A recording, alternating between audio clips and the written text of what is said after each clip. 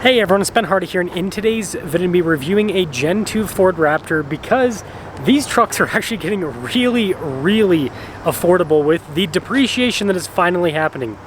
Before we get in this video, I want to give a huge shout out and thank you to the Carl Malone Ford here in Park City for giving me some time with this Raptor. This particular one is available for sale, so if you're interested, link to their website in the description down below, link to my car buying guide as well. Let's get into it.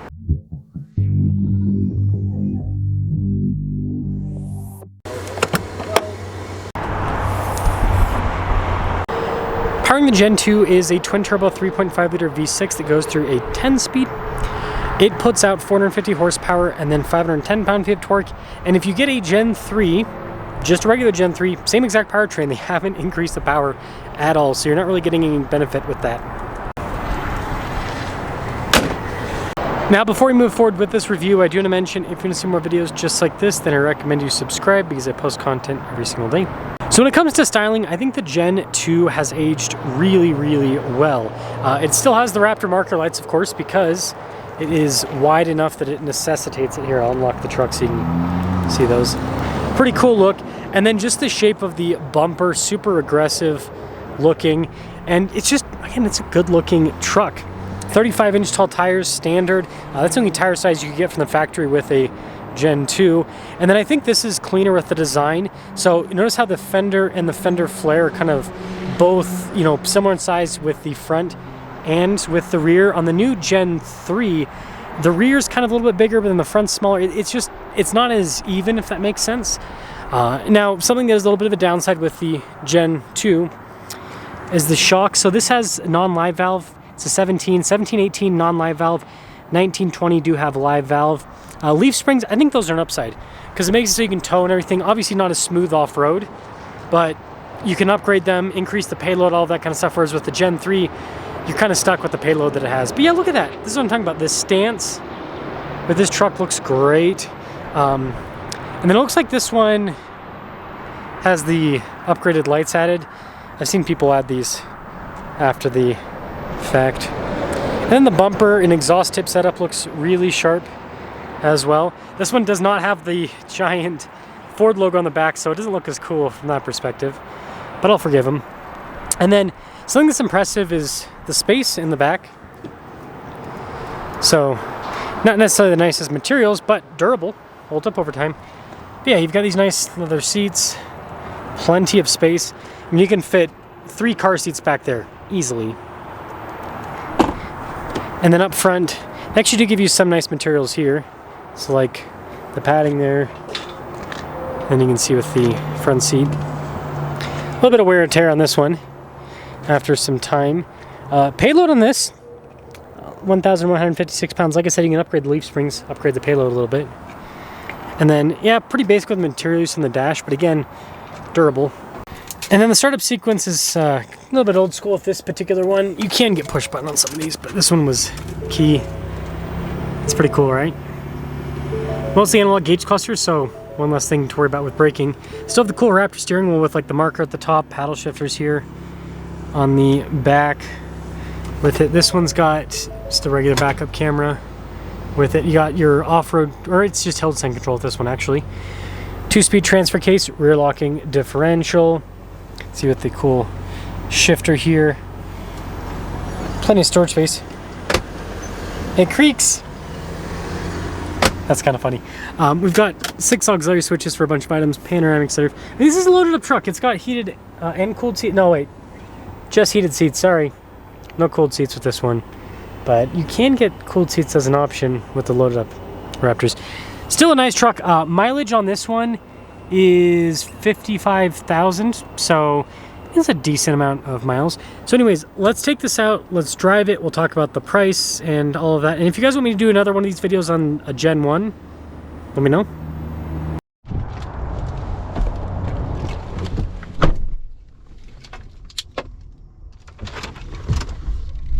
Well, Gen 2 Ford Raptor. I owned a 2020 for some time. Really cool truck. Really cool truck.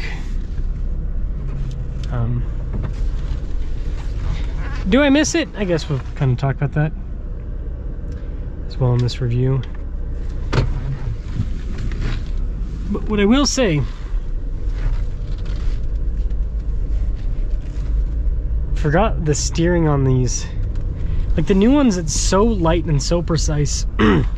Whereas this, you got a little bit of weight to it, and it's not nearly as precise. And this has the adjustable steering, so like I can change it. I remember when that was so cool. Wait, I can change how my steering feels? And now it's like every single car does that. Something open?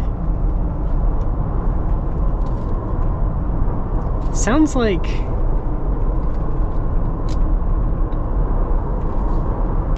weird.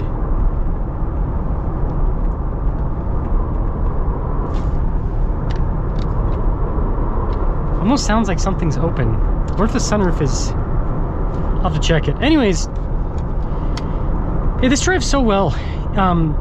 You know, the new Raptor, yeah, it does have a little bit more comfortable suspension, but this is more than comfortable enough. I mean, the seats and the ride quality, it is so good. And again, this doesn't even have live valve.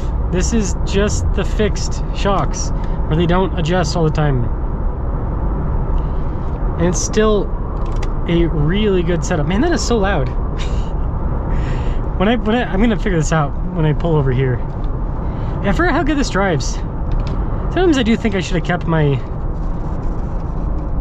Gen 2 back when cars were still, I mean, this is so well built. This thing's the Gen 3, it's a nice truck, but the Gen 2's just so much more tank-like. It's when Ford cared a little bit more about build quality, I think.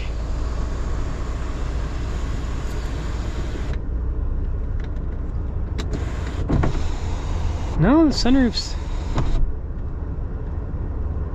Huh. Weird.